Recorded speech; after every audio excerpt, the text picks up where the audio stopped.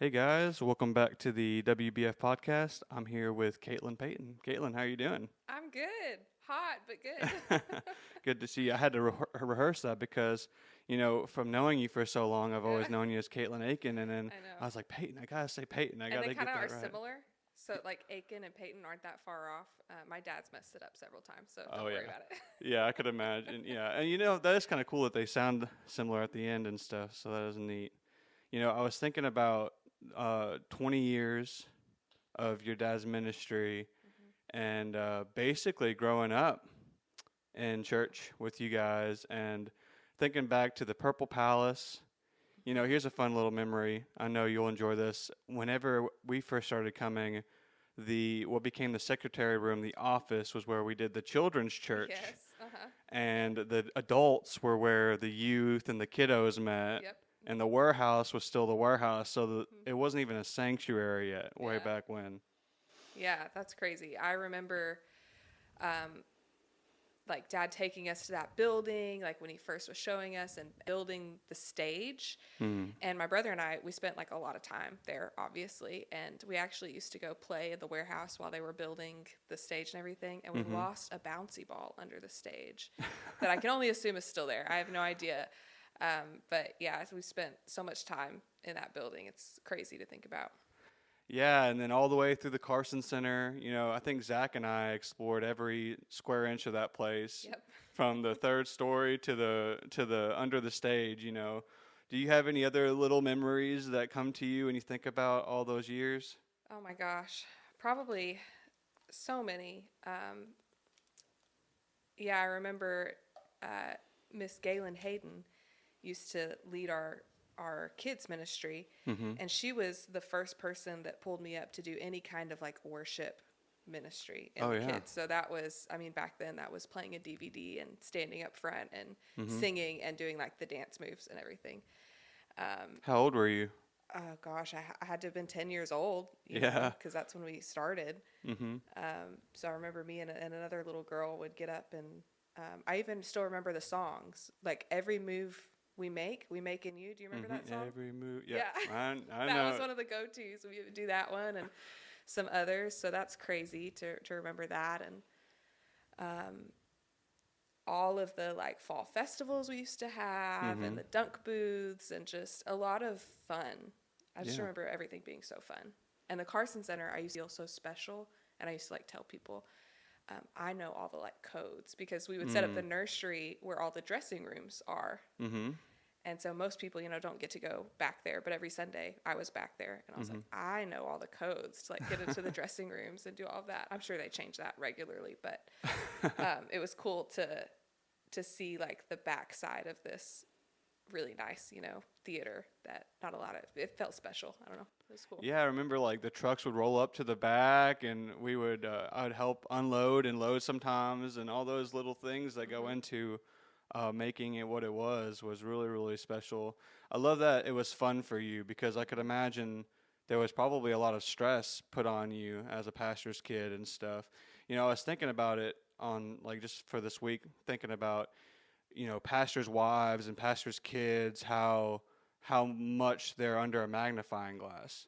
I like even me going to church my whole life, I can't quite understand what that's like, and not very many people can because I could have gone my whole life in church and the magnifying glass would have been on me like a handful of times.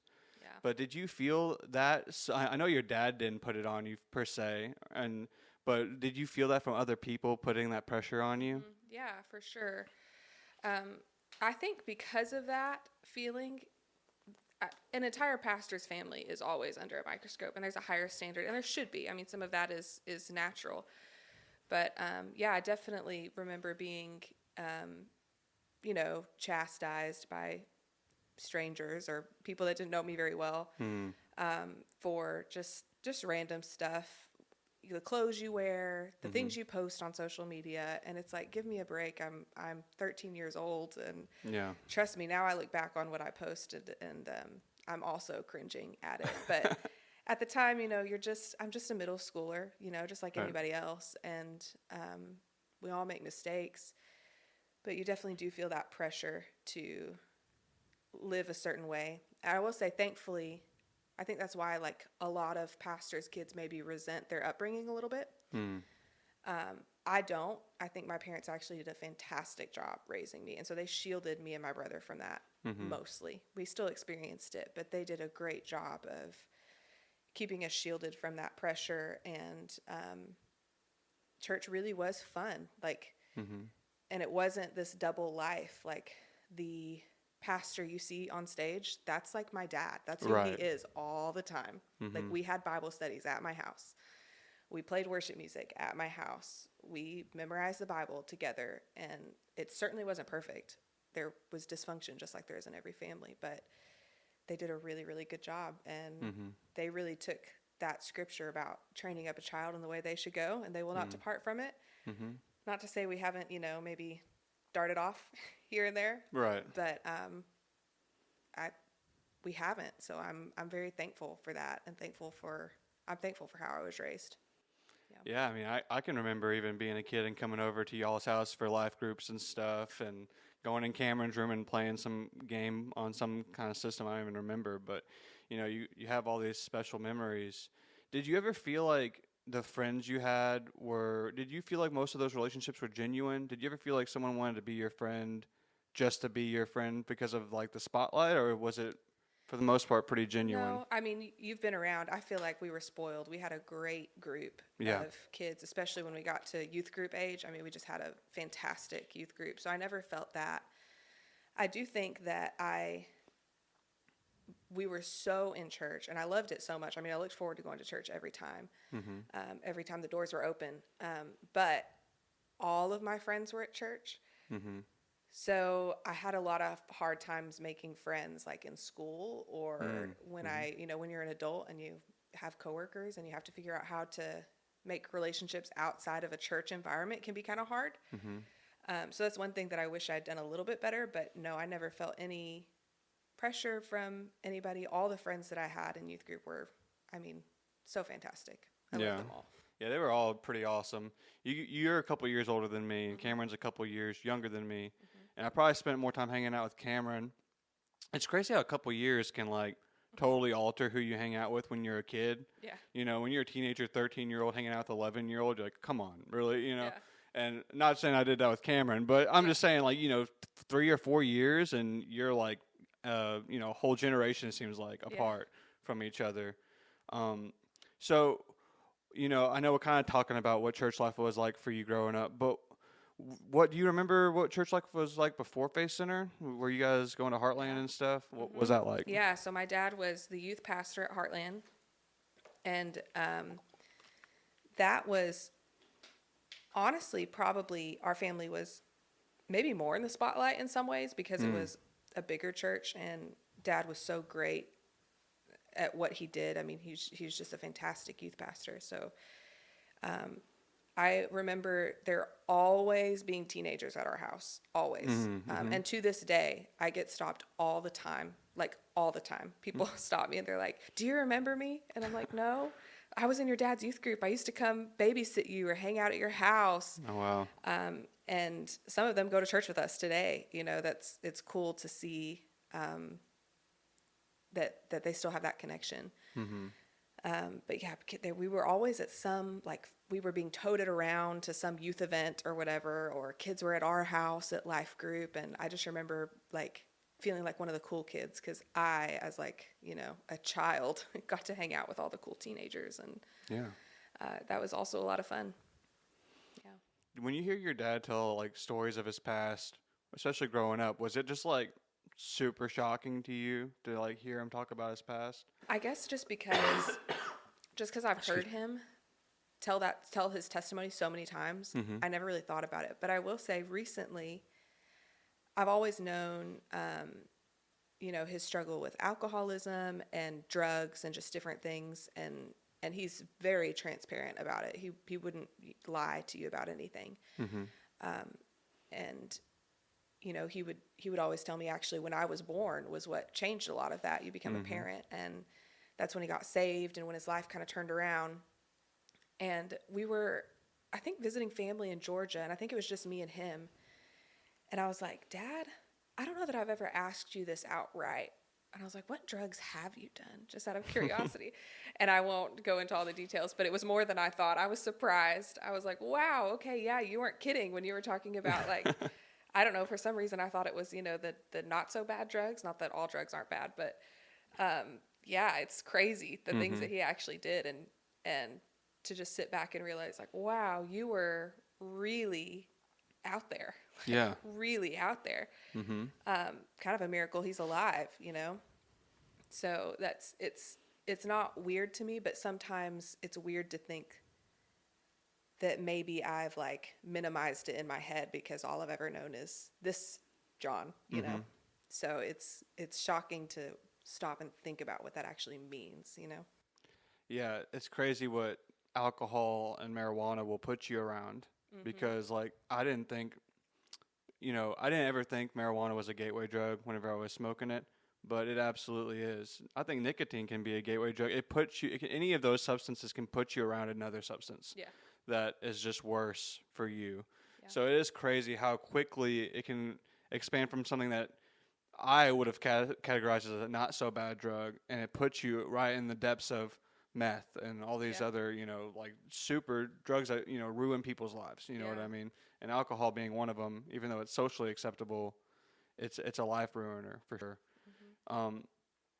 So you talked about a little bit when you were 10, you got a chance to start kind of leading worship, so to speak. And I always, I'm so inspired by people like you who get to go up there and just worship freely.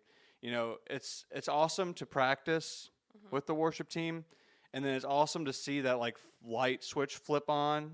You know what I mean? Like there's like a difference because we practice, we're able to so freely worship when the time comes. When did you feel like you had that heart of worship begin in your life? Gosh, I don't know. I don't know that I remember a specific time because around middle school-ish is when I learned to play the guitar not well. I mean, I probably couldn't even pick it up and play it today, but I could pick around enough to sing with it at home. And I guess just because of the way we were raised, my dad, even though he's not very musically inclined, he loves worship music. And so it was always playing at our house. And so that's just naturally the music that I started to learn and play. And it's almost like I didn't know anything else, That's all I ever knew for a long time. And getting to lead in youth group was an interesting experience. And it just became, I guess, a place when you're in a moment of worship, it's a place where you can be expressive, just like an artist. I don't know how to describe this other than it's just a very, like when an artist paints a picture and they're like expressing themselves through it. And there's something holy about that even, that it's just this beautiful thing. And I just fell in love with it. And being able to feel like you can communicate more than just the words of a song to a room. And it's that spot. I've just always loved it. It's so precious. I want to jump forward just a little bit, and then we're going to come back to you as a younger one. What's it been like to write music and like being able to record? What's that process been like? Oh my gosh, yes. So I've been writing music since I learned to play guitar. Right. Most of them were very bad back then and will never see the light of day. But I love to write, and I would use music as like a way to like process my emotions. As a confusing middle school or high school girl, you'd work through a lot of things. And also it was my way to process whatever God was trying to do. Like I would feel like I would hear something from God, or I'd be reading my Bible and I would get some sort of like a revelation or something, and I would need to work it out somehow, and music became that for me. And that's why a lot of the music that I write is really scripture centered, because it's almost like me doing a Bible study, but in a song for me personally. Yeah. Writing, I've always loved. Recording was a big step. I was very nervous about that. I'd been in the studio, like, actually once in like high school, but that I don't really count because it was very minor. It was some background vocal work. And then I actually got to be part of this other worship group had asked me to be featured on one of their songs. So I didn't write the song, but they asked me to sing it, which was awesome. It's a beautiful song, very well written. But it was everything was great, but it's just uncomfortable because it's not yours, and so you're trying to like help someone else's vision come to fruition. And I guess just because I'd never done it before, it was uncomfortable at times. I was just so nervous. I was so nervous because I'd never done it before. And afterwards I thought, oh man, I don't know if I can do that again. And finally, my husband, JP, did a lot of convincing to help me to try it myself. And I was so nervous. But Jesse Grisham at ArcC Studios in Nashville is fantastic. And he just helped me. I mean, I just walked in. I was like, I have no idea what to do. No idea what I'm doing here. And I don't even know what I want the song to sound like. But here it is. And he just walks it out with you and fleshes it out and turns it into something beautiful. So now it's something that I love to do. And I hope I get to do more of it. So you just went in there with basically like some lyrics and a concept and said, I don't even know where I want this to go. And he helped you produce it and everything? I had the lyrics and everything, and I'd chorded it out.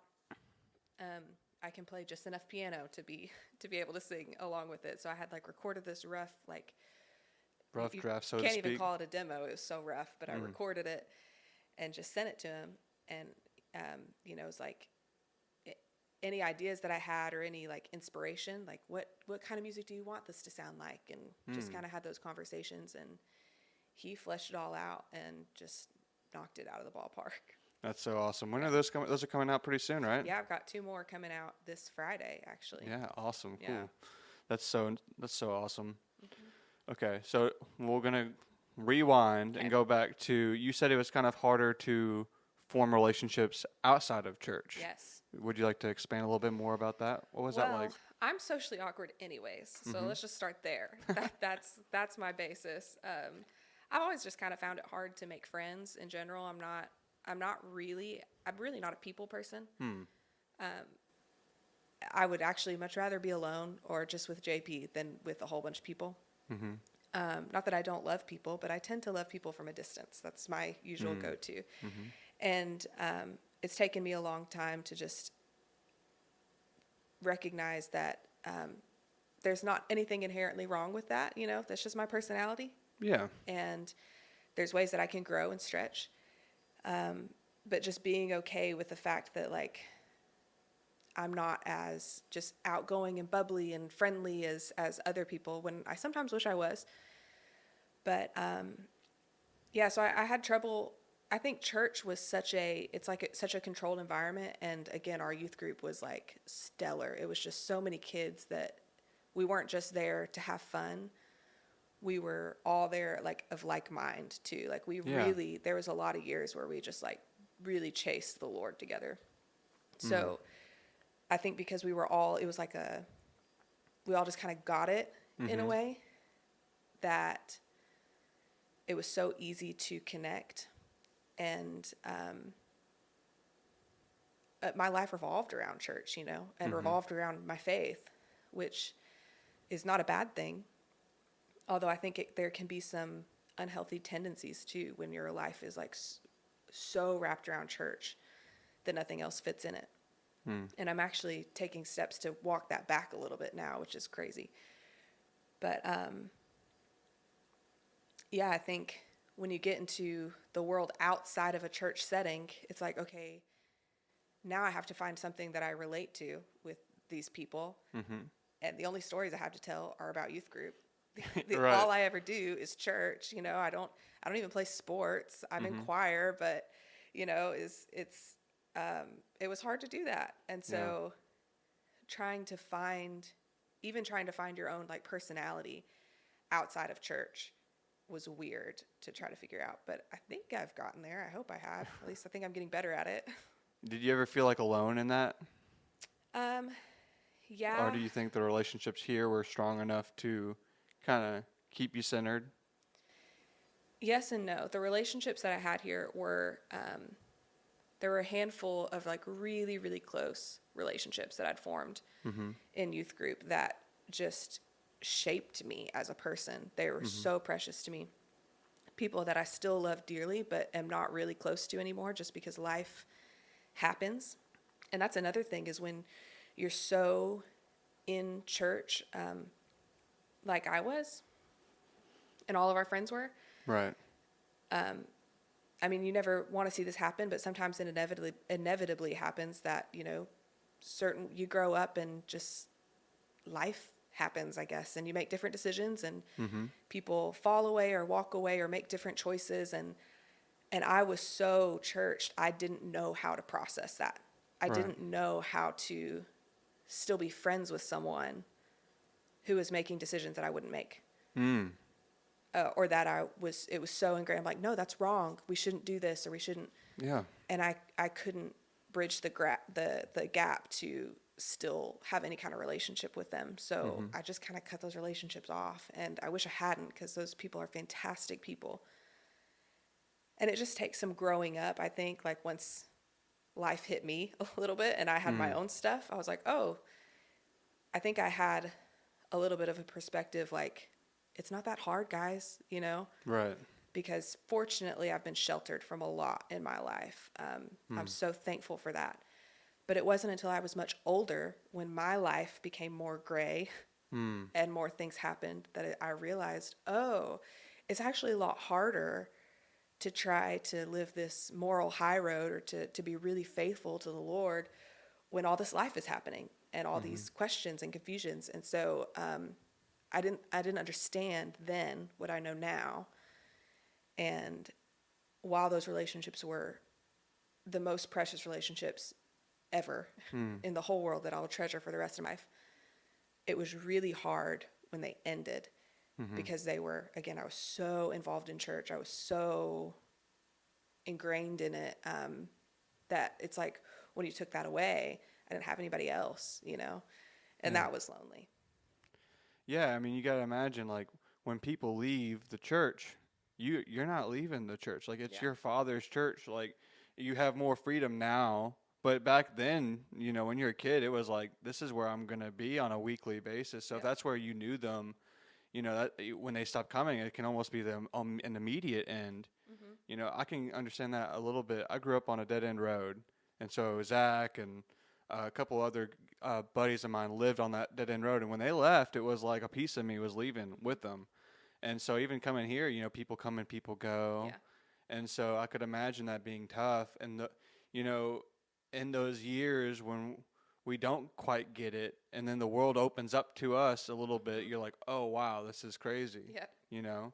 Did you experience that more like after high school, like as you were becoming like a young adult? Or? Yeah, it wasn't really until actually, again, this is why I joke with you that my testimony is boring, because I really have been sheltered from so much, that it wasn't until I graduated college and came back home that I started to see some of the hardness of life. And it even still, very fortunate to have been sheltered from a lot of, I didn't really, you know, go off the deep end in any kind of substance abuse or anything like that. I'm so thankful for that. I think probably because of how often I heard my dad's testimony, I just never went there. But more of just this like socially or cultural, just all of the grayness of trying to live what the Bible says, but in a world that is so different from that. And trying to figure out, is this a sin or is this not a sin?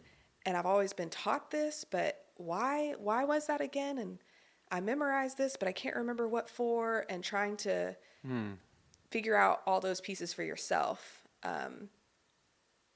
And sometimes coming to different conclusions, you know, than how you're raised, sometimes not, but it's just this balancing act of finding your own walk with the Lord. My parents did such a good job of raising my brother and I in this really strong foundation that it took me a long time to realize, like, oh, I'm walking in what my parents built for me, which is amazing and fantastic. Mm-hmm. But I never took the time to build any part of this faith myself. You know? And so it wasn't until after I came back from college and getting married, I mean, changes everything. You know, Mm-hmm. it brings a lot of stuff up that you're like, okay, wow, I guess this is something I never thought that I would need to address, or this is something I never thought that I'd have to think hard about. So yeah, I think it was more of a lot of the unseen, or, Mm-hmm. you know, it's never those, for me, it was never those like obvious sins or scandals or things that people fall into, Mm-hmm. which again, I can't say enough how thankful I am for that.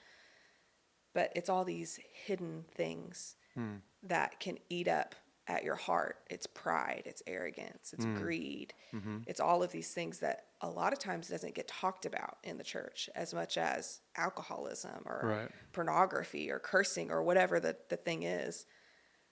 And so you go a long time thinking, I don't really have anything wrong with me, Mm-hmm. until you realize, wow, there's a lot wrong with me, and I got to figure out what to do with this. So that was a process for sure. I had Zach Griffin on, and he had the, like, you know, straight and narrow life, and he dealt with pride. Mm-hmm. And, you know, a lot of these things that are internal are the hardest things to deal with because a lot of people won't see it on the outside. Yes. So it is like a battle within ourselves to conquer our mind and figure out for ourselves and truly believe it. Because sometimes what happens is when we come to church our whole life is we need like fresh revelations of things because we've just taken so much of what we've learned, I have, for granted. And when you do that, it can really lead to a slippery slope of where that doctrine isn't really instilled into me. And it leads to where the ways of the world are a lot more easy for me to follow because the world has its own truth. And it's going to hit you in the face every single day. If you want to look at it, it's literally a phone away. You know, it's a hand grip away. And so really being sure of what you believe is so important because there are so many things and arguments and all these ways of thinking about things that you really have to know, like, what do I believe? Mm-hmm. And you have to be sure of that. Yeah, and the measuring stick is so deceiving because compared to, you know, what I've even heard in church, on paper, my life looked way better than that, right? And so you go through life thinking, well, I'm not engaging in all of these activities. I'm not, you know, all of the stuff that's listed out in whatever it is in Galatians and all the sins, and I'm not participating in any of that.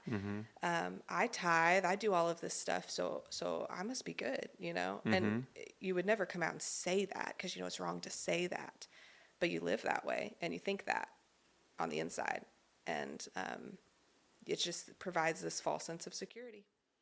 Even with people who walk the walk, we still can catch ourselves comparing ourselves to one another. And that's where we really start falling is whenever I start comparing myself to you or I compare myself to someone else, I immediately start justifying what I'm doing because I'm good. Yep. And I wasn't good for so long. But, you know, it is such a quick road. But you mentioned getting married. I'd love to hear the story of how you and JP met. You mind telling me that one? So I had just graduated high school. JP is a year older than me, so he had a year out at college. And there was this like citywide youth event being planned. And it was going to be like this big service at the park, and the worship team was made up of different teenagers from the different youth groups. Yeah. So I was part of it. I was asked to sing, and JP was asked to play bass. And that was the first time we met, was when we had practice for this. And he swears that we met once before that, but I have no memory of that. So I say this is the first time. This is the first time we met. This is the first time you remember. Yes.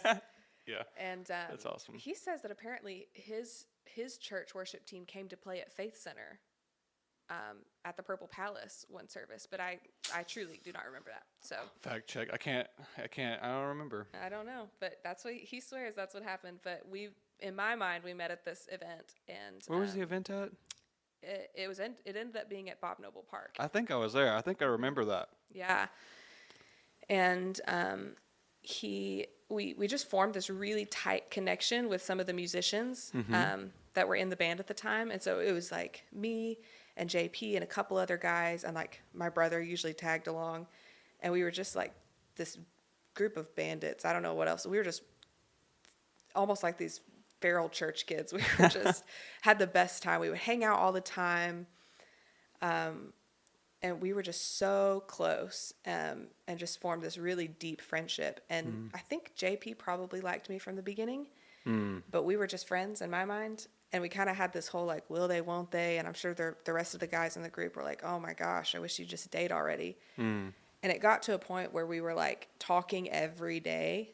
And I realized I can't go a day without talking to this guy. There might be something there. And so we tried dating, and I wasn't really sure about it at the time, but it was weird at first because we were such close friends that like romantic part took some time to work out. But now, oh my gosh, he's like my person, you know. There's just, I couldn't imagine being with anybody else. It's almost like he was made for me. Yeah, that's so cool. Yeah. And now you guys are expecting, and Yes. what's that been like? That is a crazy story. So JP and I, How long have you guys been married, if you don't mind me asking? well, 6 years, 7, going on 7 years, I think. Yeah. Yeah, I think that's about right. You asked me on the spot, and I know I put you on the like, spot. Sorry. he would know, but I'm pretty sure it's going on 7 years. And we both knew, like, we were very practical. We knew from the beginning that, okay, like if we're going to date, this is because we see marriage. This is because we see a future. And so we had really serious conversations up front. Like we tried to be really prepared. And so we always knew we wanted to have kids. But we never felt like rushed or pressured. And there's this general timeline around here. I don't know if you've noticed in Western Kentucky. Immediately. People get married so young and Yeah. have kids like really soon after that. And there's absolutely nothing wrong with that. So a lot of people, by the time you're my age, by the time you're 30, you have 3 kids, you know. And how old are you? 28. And how many kids do you have? We got 2. Yeah, right? So that's like, you normally, like by the time you're 30, you have about 3. And there's absolutely nothing wrong with that. But we just never felt rushed. We dated for 5 years before we were married. We were engaged for almost a year.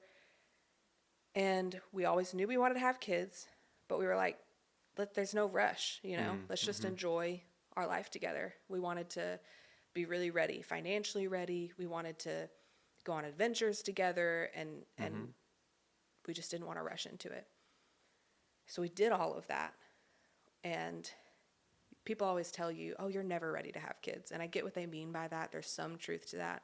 But really, you know when you're ready. Because we woke up one day and we were like, okay, we're ready.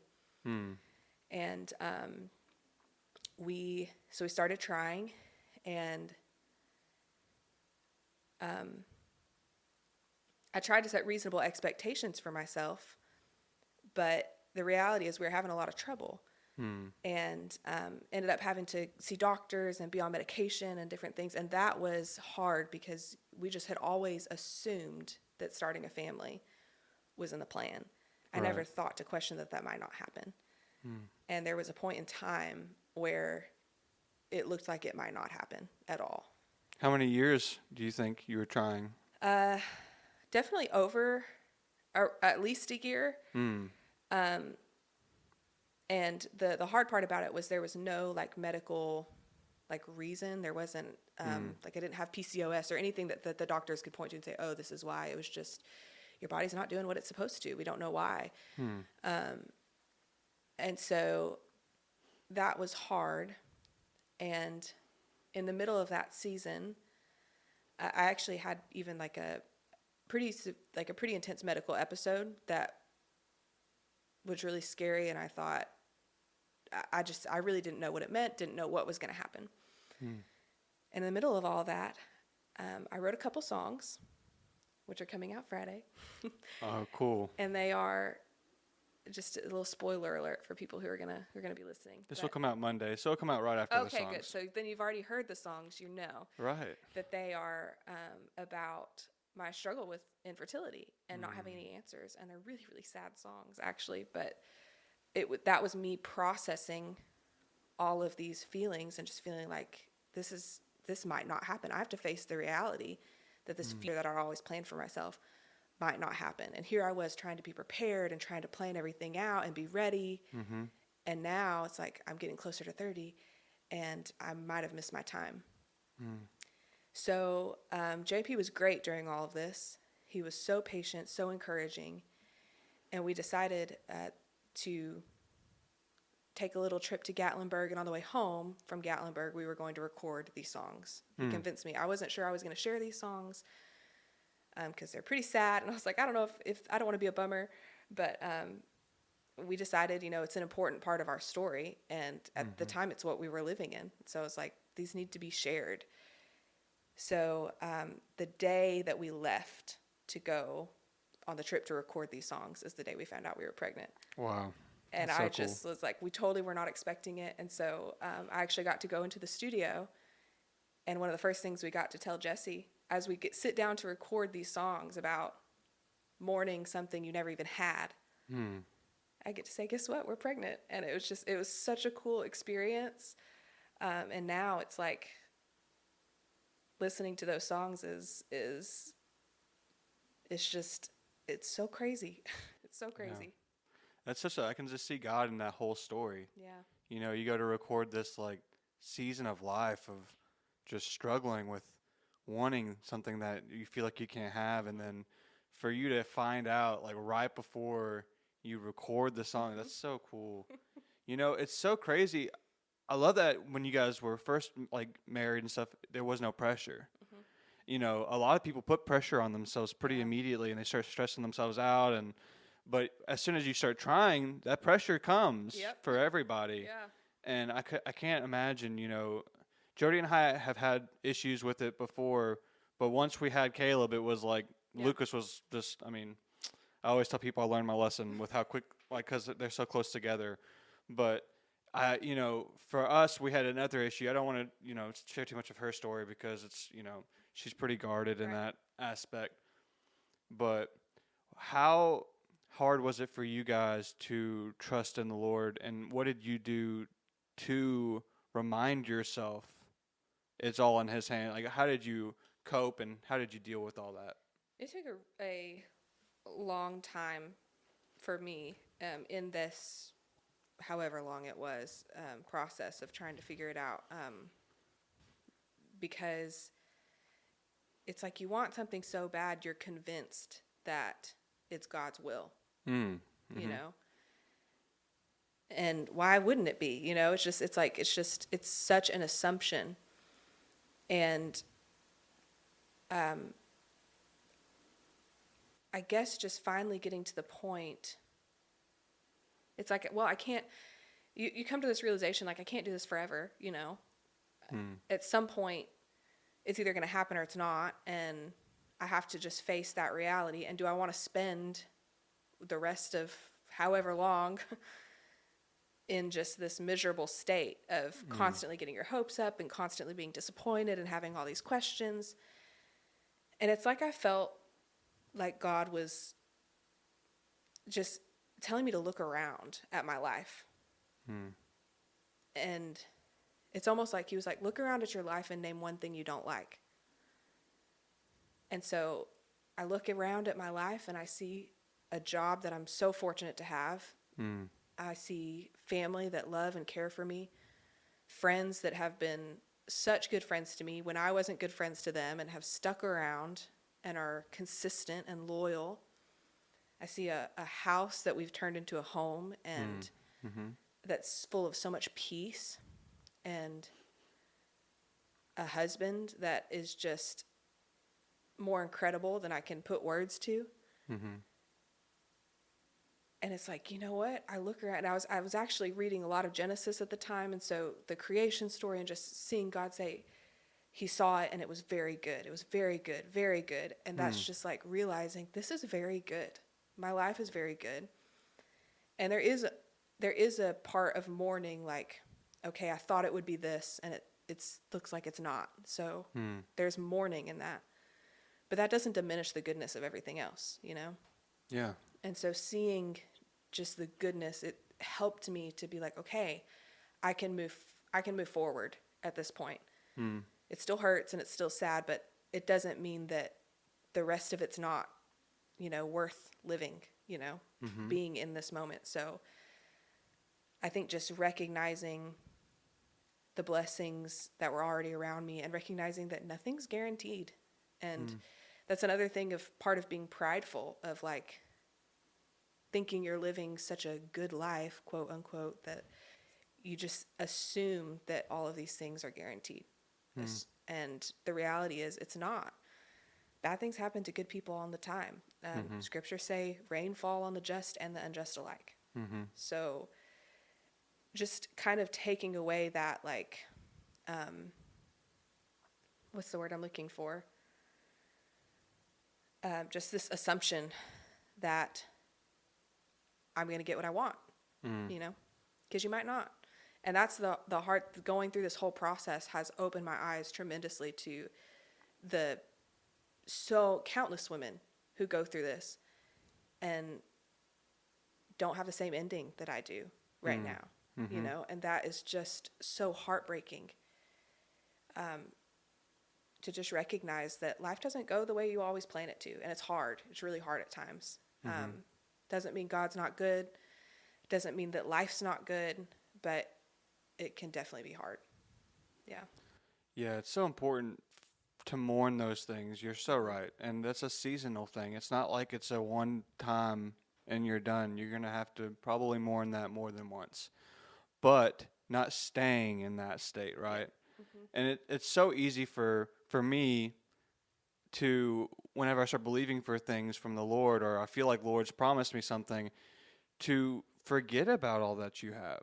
It's just a fleshly thing, right? We kind of get a little impatient. We start seeing things short-sightedly, and at least for me, I do. And so it's like real quickly I go from believing to like, where is it at, almost, in a sense. And it is always good for, like, Jody and I are believing for a home.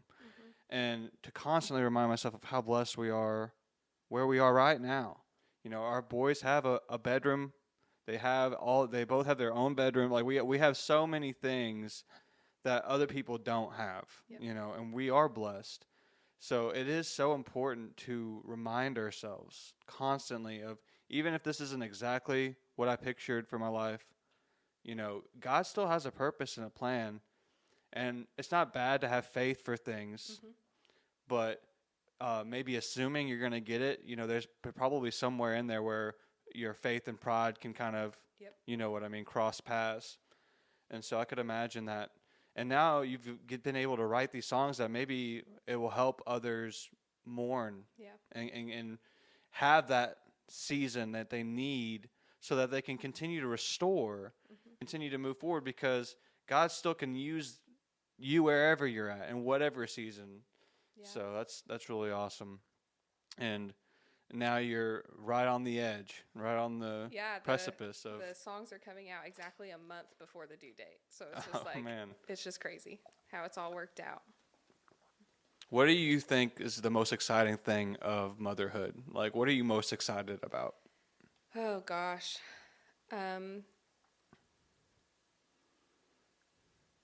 That's a hard question, because it's what have you enjoyed the most so far? I have loved being pregnant. There are things, I mean, it's obviously uncomfortable. You can probably tell I get even a little bit out of breath now. But I don't know how you still sing. That's got to be. Well, that's coming. I think this upcoming Sunday is going to be my last time for a while, so that's going to be weird.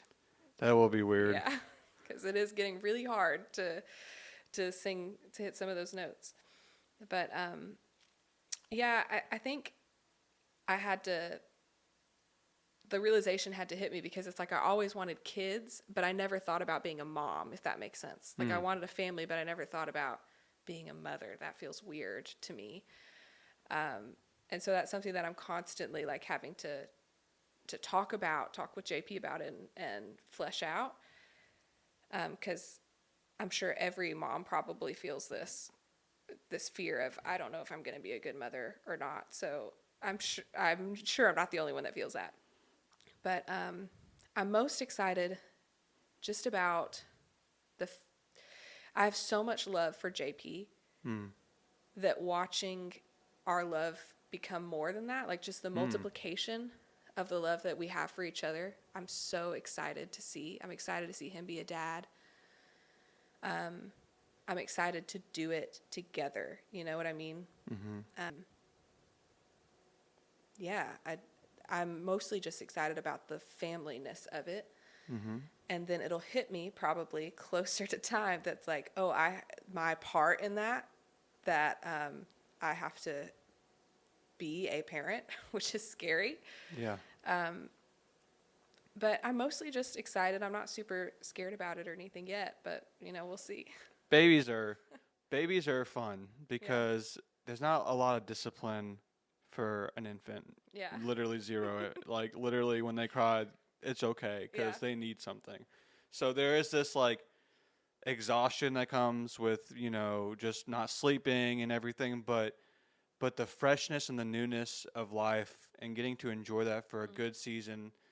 Caleb was so tiny when we had him. It was almost like he was almost premature when we had him. So we had like a baby phase for like 6 months. We had like baby phase. Yeah. So you guys will just so enjoy it and enjoy each other in it. Yeah. And it'll be really awesome.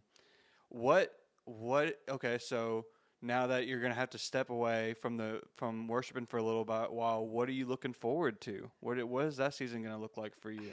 I am looking forward to it. And How long have you served in the worship team?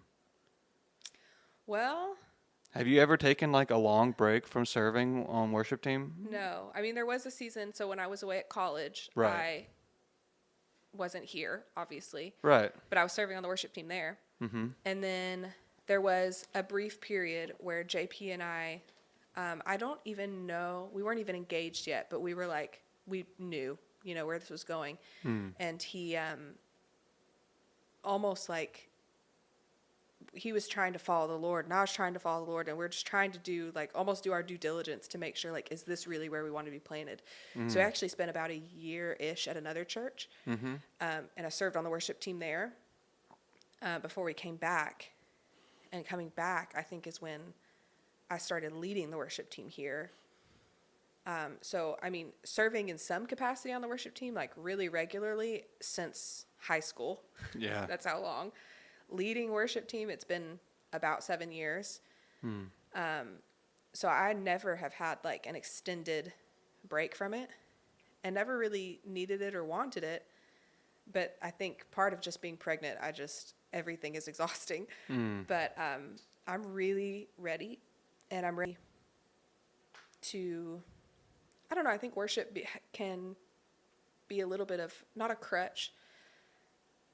I just don't think that that's all that God has for me. Writing music and releasing music has been such an awakening thing to my soul. That's just I love it so much. So maybe more of that and just seeing what else God has for me. And I really feel like God's been calling JP and I into deeper relationships with people, which we haven't really had time to do because we're so busy with church all the time. We're here for practice and here early on Sunday mornings, and church takes up so much of our time that we haven't really had an opportunity to be connected in other ways. So I'm excited to do that.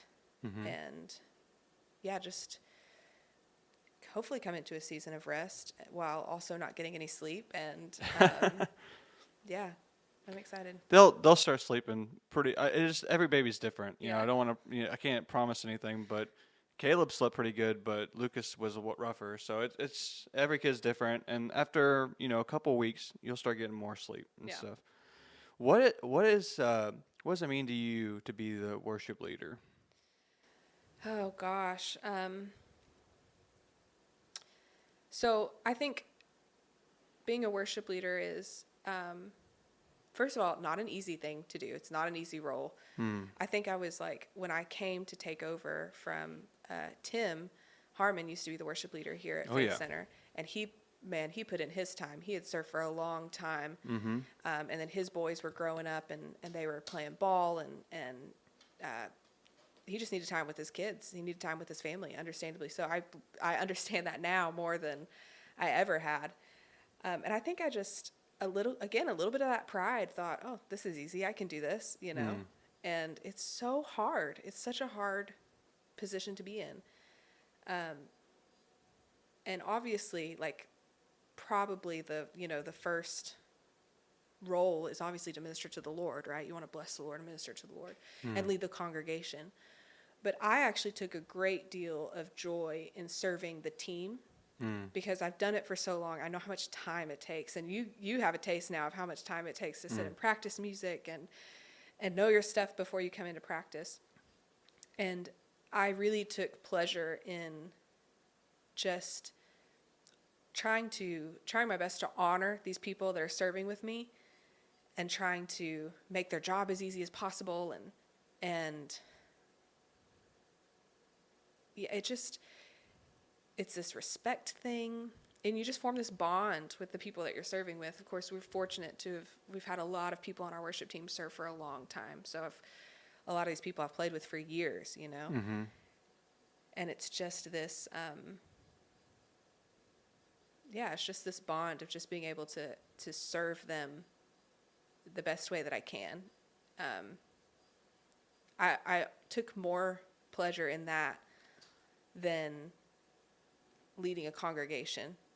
You know what I mean? Because these people just, anyone who's listening to this, the people that serve on your worship team deserve so much more credit than they get because it's so much time and effort, and most of it goes unnoticed, you know, unless something goes horribly wrong, and then everybody notices, and you end up as a viral video, you know. Yeah. So. I've seen some bad ones. They're pretty fun to watch. I'm not gonna lie. There's some fun ones, yeah, for sure. Yeah. So I loved getting to serve the team and just there's like, especially when you're playing with people who get it and who are super talented, like all of our team is, it's fun to get to play music. There's like this artistic expression in it. And, it's almost like what you would imagine being in like a cool band is. It's just that cool, like that bond, the coolness of it, but at the same time, it's glorifying the Lord. It's like the best of both worlds. It's amazing. So that is going to be hard to step away from, to not be, to like go to church and see it and not be part of it is going to be weird, at least for, a few months. Yeah, I was going to ask you how long you were thinking about stepping away, but I didn't want to put too much pressure on you. But have you guys talked about that? Yeah, definitely. I guess it's going to be 4 months that I have planned. Gotcha. Because I want to try to take as much. The baby's not due for a month, so I'm going to take the month before just because I don't have a lot of room left to be able to push any more air out. And then the 3 months of my maternity leave, I want to just try to take to try to find a new normal. Absolutely, yeah. You enjoy every second of that. Yeah. You will have deserved it. You already deserve it. That's an amazing moment you get to have, and I hope JP gets time off too, so you guys can really enjoy that. You know, there is that, like, I used to play with a couple of guys growing up. We had a little band in high school, and I missed that. Yeah. You know, for a musician, I don't consider myself a good musician, but there's so many talented guys up there and girls up there in our team. So I wasn't picking up my guitar as much, and God kind of reignited that in me. I went to Allen's. Worst decision. I should never go into Allen's music. I need to just stay away because I went in there. I had this old guitar that I have had since like I was 18. And I thought I'll just trade it in and find something like right around the same price. And then obviously I find the most expensive guitar on the wall and fall in love with it like I have 3 or 4 other times. And so it was just one of those things. But God reignited this fire, and the Lord really helped bless me with that. And so I've gotten this opportunity now to serve with you guys just even a little bit. And I wish I could do it more. It's just with the boys and stuff, it's so much. But I feel like it was like the Lord putting me in lives that I haven't gotten to be in a lot. And it was really cool. It's really cool just from the outside looking in and slowly working in to see y'all's relationships with everybody, with Andrew and Brexton, and I want to be like in that, and I want Andrew to come on. Andrew, I'm calling you out again. Because I look at them, and I know they're younger than me, but I look up to them. Yeah. And he's so gifted. Yes. And so, and that's why I give him a hard time every time he messes up when he plays. Yeah. I give him such a hard time because he's so good. It's stupid. It's stupid how talented he is. Yeah. Both Brexton and Andrew. So every time he messes up, I have to just give him a little bit of a hard time because yeah, you got to. Got to bring him down to earth a little bit. Got to grill him every once in a while. He's such a nice guy. He is, yeah. He takes it so well. But yeah, it's awesome to get to be a part of. Yeah. And anyone, who does see the team just knows that they love each other. Cheryl does a good job. You guys do a great job. And so it's just cool to even get to be a little bit. It's so different. It's just a different experience being up there. Yeah. Compared to being in the pews. You know what I mean? It's so crazy how I'll be so focused on worshiping the Lord and making sure I'm playing the right chords. And then you kind of like look up and you kind of see the people have started to come up front more and the freedom that everyone's getting to experience. It's like really, it's an awesome thing to be a part of. Yeah, there's lots of times where, and I think people are sometimes surprised, like when they come to a worship practice or something, because I don't know if people just expect us to just like be in this like intense place of worship like we are on a Sunday morning, but it's very different. And I approach it differently. You go to practice and it's like, okay, I'm here to work on excellence and to try to make sure that I'm doing things correctly and all of this stuff. And so it's a little bit more technical, a little bit more like rehearsed, not rehearsed, that's not the right word, but just very practical. No, I know what you mean. You've been there, so you get it now, but someone who wouldn't have been there, you would think it's just gathering around the campfire and singing Kumbaya, but it's not. It's a lot of work, and especially if a song is particularly difficult or you come with your own baggage that morning or something like that, and you can still, it's sometimes hard to switch off the mode of like, okay, I'm in practice mode right now to try to make sure that I am serving with excellence and that I'm doing everything that I need to do, to turn that off to then go into worship. And there have been so many times where it's like you get your heart checked because you look up and you see everybody else worshiping and you're like, oh man, I forgot to do that. Hold on, let me quiet my heart and tune out all the stuff and engage and remember what I'm really here to do. So sometimes it can be tricky to like turn that switch when you're actually in a moment of worship. And I can see it in you and hear it, and it's almost like you can hear it in your voice. You can tell. Like the Spirit comes upon you. It's so crazy.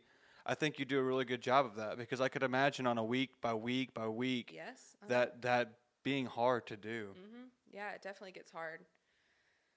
Yeah. It's like if we didn't all have like 40-hour-a-week jobs and we could come and jam like 3 or 4 times a week, but we had that 2-hour practice, we got to hammer it out. Yeah.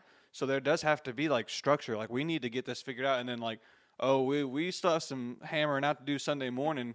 Good luck. It's tough. It's hard. And so, especially for me, from going from just kind of just strumming around at home every once in a while to really having to be on time, like, it's when you're playing by yourself, you have freedom. You can kind of strum a little bit out of rhythm, and people aren't really going to notice too much. Right. But I notice, and I know everyone else notices, if I'm strumming and I'm off by a beat, I mean, it's noticeable. Well, you'd be surprised what the congregation doesn't notice. So don't. I always tell people who are like nervous when it comes to worship, first of all, 90% of the people, more than that, out in the congregation are not musically inclined. And they think it sounds great. They never hear, they don't hear when we mess up. But us as like musicians, we hear and we know. And it's like, part of it's just like, we just want to do what we do well for the Lord, Right.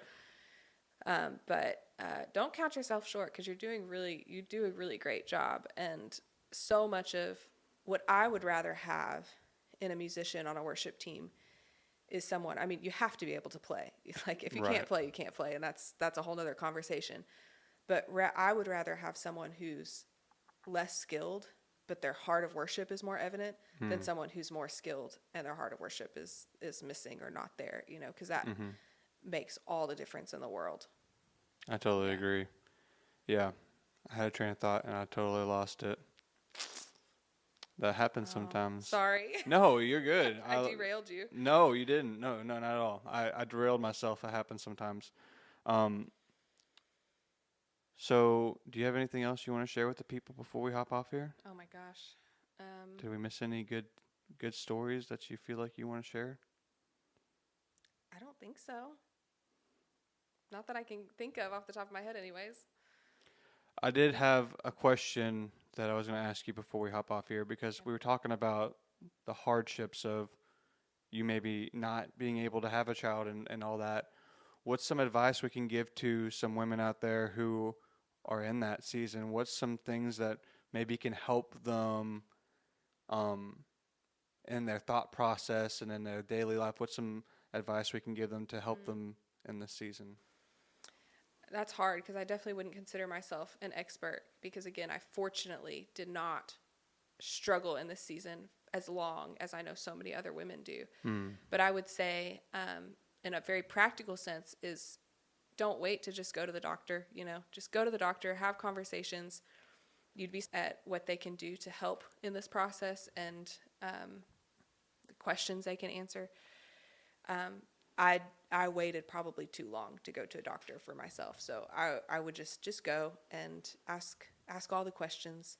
And then just for your mindset is, again, just have that, continue to look around at your life and don't miss out on what's already there because you're so looking forward to what's going to be there. You know, what you're hoping for, that you're missing what's around you. And yeah, just don't take anything for granted or make assumptions. And just be in community with people, you know. I had some really good friends that I could vent to and just be like, here's what's going on, and I don't get it, I don't understand it. And they were really good friends and not trying to fix it for me, and they would just say, wow, that sucks. I was like, yeah, it does, thanks. and we could just sit in it, you know. Yeah. And we could just sit in the badness of it for a while, you know. So don't be so quick to try to just fix it, and just allow yourself to process, to go through all of the feelings. Yeah, I think Virginia said that on the podcast, feel your feelings. Yeah. And that was something, as a guy, we struggle with doing that sometimes. And when she said that, I was like, oh, maybe I should try that sometime. Yeah. You know, so many times we just try to push them away or stuff them down, and then they just come boiling back up. And especially whenever it comes to something like bringing life into the world, you know, there's a lot of weight there, a lot of expectation, like you were talking about, where people expect you to be able to produce that. And, you know, the sin entered the world, so not everybody, you know, because of that, not everybody has the capabilities of having a baby. And I've known many of people who've had late-term miscarriages and a lot of just terrible, hard things happen, and it's not even having the ability to. And there's a lot that comes with that. Yeah. So, yeah, I think, you know, getting medical help early, giving you, if not peace, at least some assurance of what's going on, you know. Did JP get himself checked and everything? Oh, yeah. I mean, they do you the know, whole because thing. for the guys, from the guys' perspective, if you're trying and it doesn't happen quickly, for me, I was like, maybe I'm wrong. Yeah. Maybe I'm messed up, you know. Yeah. So you can, it's almost immediate, you know. You go through like a couple, you know, months of like, nope. And then you're like, well, are we doing it? You know, are we doing something wrong? Am I wrong? Am I okay? Yeah. You know, and you can really start getting in your head really quick with that kind of stuff. So finding like-minded people who can come beside you, feel it with you, and encourage you. You know, we need that. So thank you so much for coming on. Me. Yeah, it's so cool I get to have Cameron on next time. That's awesome. So it's so cool to. He better not say anything bad about me. He usually does. He might. Well, I'll have to tell him before he gets on that you can't say, because you didn't say anything mean about him. No, I repeatedly tell everybody Cameron is better than me. He's like the younger brother that followed in my footsteps and did everything better than me. And then he's just like, yeah, pretty much. He kills me. Oh man, it's cool to have you guys on back to back, because it gives me a lot of like perspective and thinking back to the week in and week out of being in church with you guys, and just thinking about all the fun memories and the growth of what God's done in this church, to see the enemy attack that, and then for the Lord to bring it back to what it is today. Yeah. It's just so awesome. Yeah. So it really is. Thank you again, and I'll talk to you guys next week.